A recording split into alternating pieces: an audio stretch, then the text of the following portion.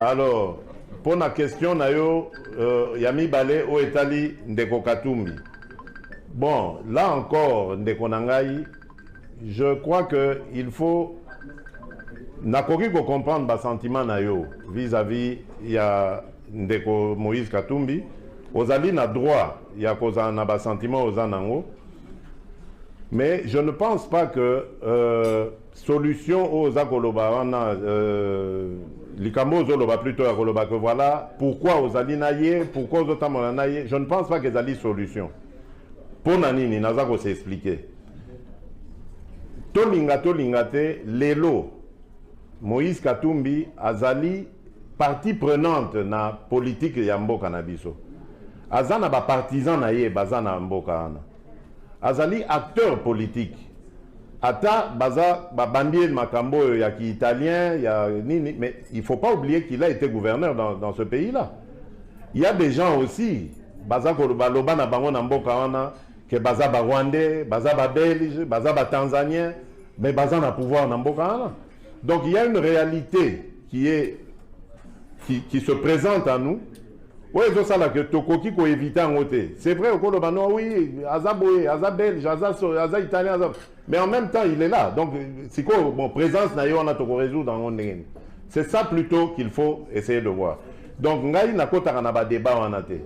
À partir du moment où cet homme a été gouverneur de ce pays, il est né na Congo, à Koli na Congo, à Saïmakam na Congo, et jusque là personne ne parlait de sa nationalité. Bon les lots parce que a commis contre-pouvoir à Longwe na makambo mabeo ezaka ko sale ma dénoncer en le que bon ngana ke nanga côté à quand on va lingi changement ba commis ko ko bambaye loko nanga bi non ça c'est des choses tant que to kotisa état de droit to ko ya ko talango malamu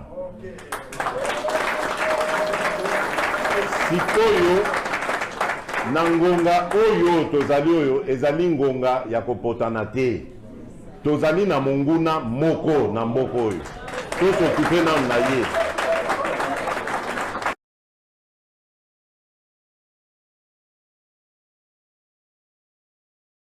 Fati onde mokon.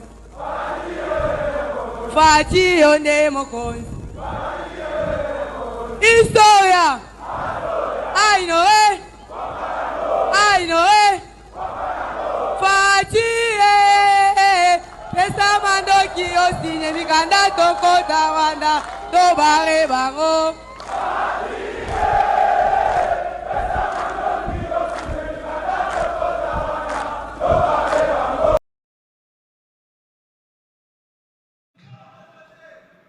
Merci à tous les jeunes ici présents. Je vais demander l'indulgence, s'il vous plaît. Ce dont je veux parler, il s'agit de plusieurs sommes d'argent qui doivent bénéficier à la jeunesse congolaise.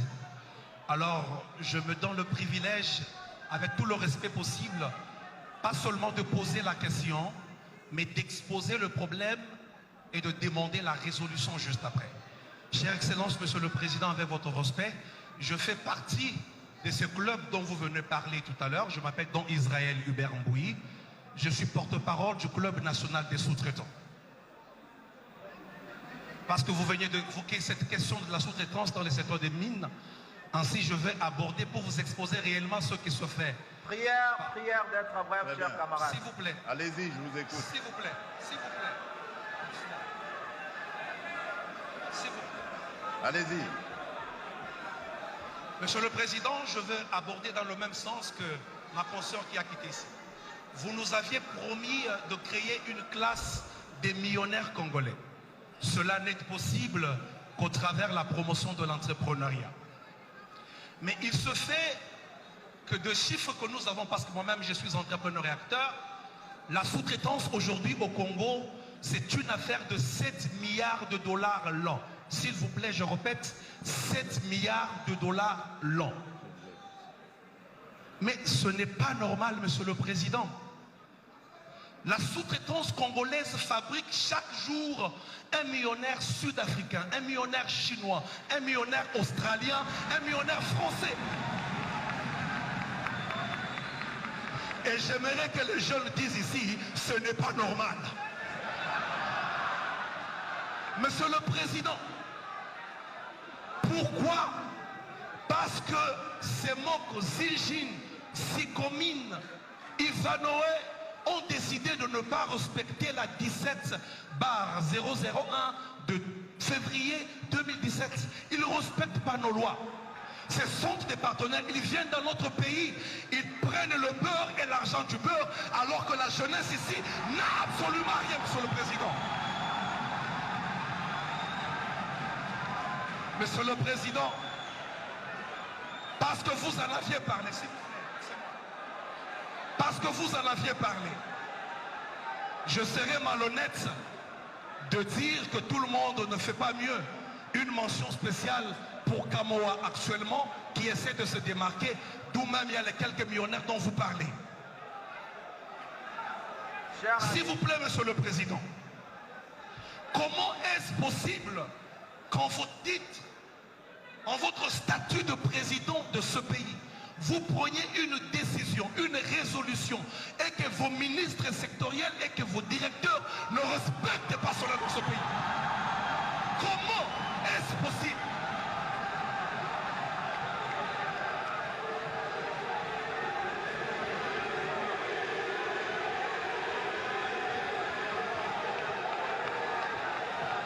Oui, Monsieur le Président.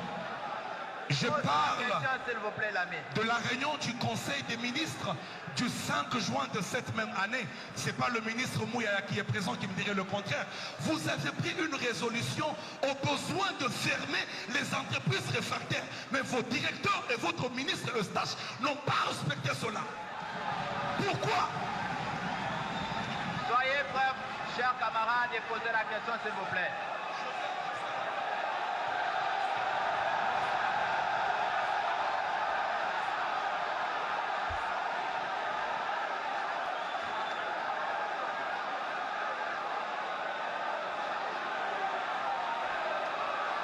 Monsieur le Président,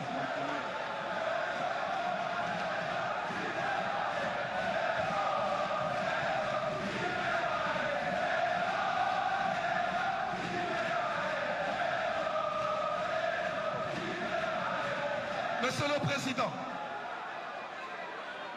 il est saugrenu, ubuesque, d'une étrangeté rocambolesque que vous nommiez un étranger à une direction comme l'ARSP. Quand je parle étranger, je ne parle pas d'un nom congolais.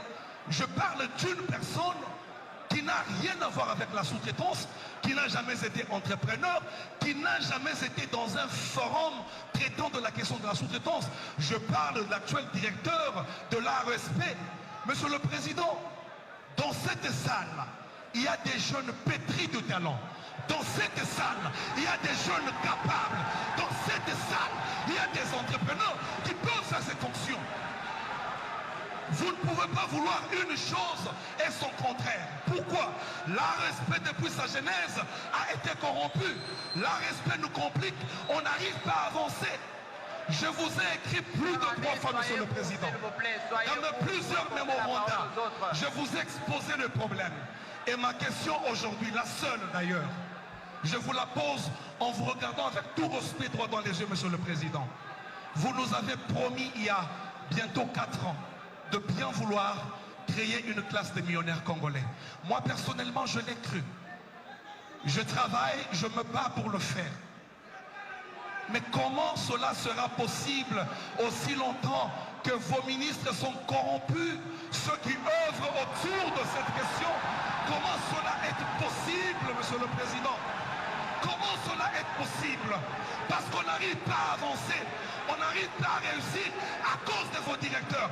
Et là, vous venez de nous amener un stagiaire à la tête de l'ARSP. Merci beaucoup, merci beaucoup. Comment cela sera possible? Et moi, je pense ceci, Monsieur le Président. Merci beaucoup, cher Moi, je camarade. pense ceci. Je finis par là, Monsieur William. Je pense ceci, Monsieur le Président. Personnellement, en ce qui me concerne, je peux me bomber le torse et vous dire clairement, en présence de tous ces témoins, que je peux être capable, moi, de vous fabriquer un millionnaire chaque semaine. Parce que je connais les rouages, je connais ce qui se passe dans l'ARSP, je connais tout ce qui se passe. Mais seulement, ne nous amenez plus des stagiaires parce qu'ils se feront corrompre facilement. Des jeunes présents ici, ils peuvent travailler et nous pouvons exceller, nous pouvons Merci réussir. beaucoup, merci, merci.